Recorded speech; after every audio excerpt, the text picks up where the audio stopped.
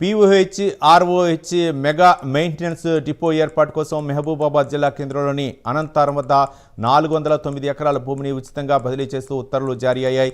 ఈ మేరకు రాష్ట్ర ప్రభుత్వ ప్రధాన కార్యదర్శి అధికారిక ఉత్తర్వులు జారీ చేశారని ఎమ్మెల్యే డాక్టర్ మురళీ నాయక్ తెలిపారు. రైల్వేకు కేటాయించిన ఈ భూమి విలువ 1200 కోట్ల రూపాయలు చేస్తుందన్నారు. డిపో ఏర్పాటుతో ఈ ప్రాంత నిరుద్యోగ యువకులకు ఉపాధి లభించడమే కాకుండా జిల్లా రూపురేఖలు మారనున్నాయి అని అన్నారు. మహబూబాబాద్ జిల్లాకి ఒక మంచి దినం ఈరోజు.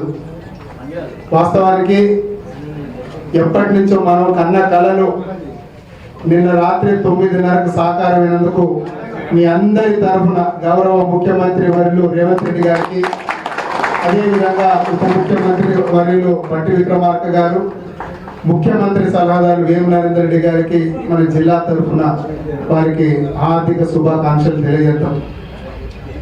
వాస్తవానికి ఈ railway mega over halting maintenance depot ఏదైతే ఉందో ఒక 6 నెలల పోరాటం.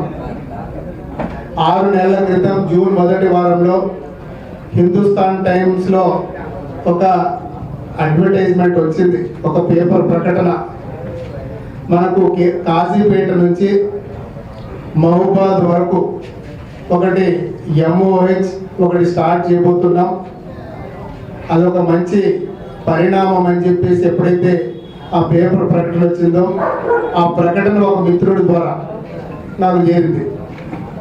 అదే పట్టుకొని అప్పటి నుండి ఇది మనకు మహబూబాబాద్ జిల్లాకు ఈ కళ సాకారం కావాలంటే ఏం చేయాలి.